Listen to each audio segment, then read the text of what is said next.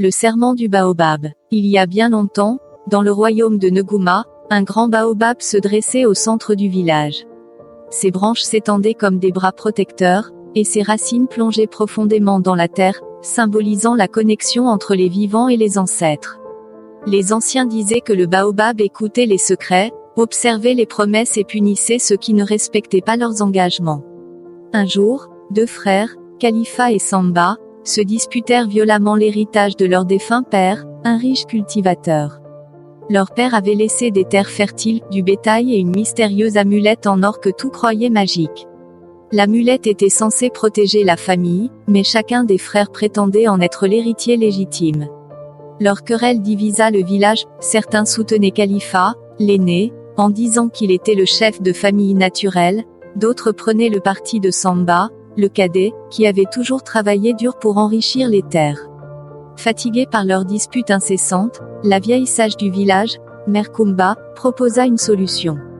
Faites le serment au pied du baobab. Celui qui mentira ou trahira son frère sera maudit, et le baobab lui-même témoignera de sa trahison. Les deux frères acceptèrent, bien que le doute et la méfiance remplissent leur cœur. Le lendemain, tous les villageois se rassemblèrent autour du baobab. Khalifa et Samba se placèrent sous ses branches imposantes. Mère Kumba leur tendit l'amulette et leur ordonna de poser leurs mains dessus. « Prononcez votre serment », dit-elle avec gravité.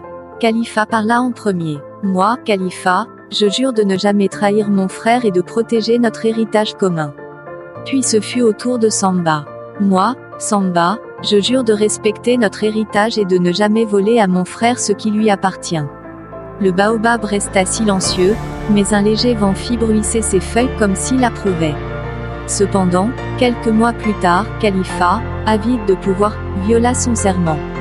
Une nuit, il s'introduisit dans la case de son frère et vola l'amulette. Il croyait qu'elle lui donnerait plus de richesse et d'autorité. Mais dès qu'il quitta la case, le ciel s'assombrit, et un grondement terrifiant résonna dans tout le village. Le lendemain, Khalifa fut retrouvé au pied du baobab, paralysé et incapable de parler. Mère Kumba déclara : « Le baobab a rendu son jugement. Celui qui trahit son serment perd la bénédiction des ancêtres. » Samba, bien que blessé par la trahison de son frère, décida de pardonner.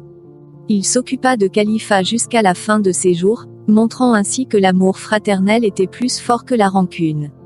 Depuis ce jour, plus personne à Neguma n'osa faire un serment à la légère sous le grand baobab. L'arbre devint un symbole de justice et de vérité pour toutes les générations à venir.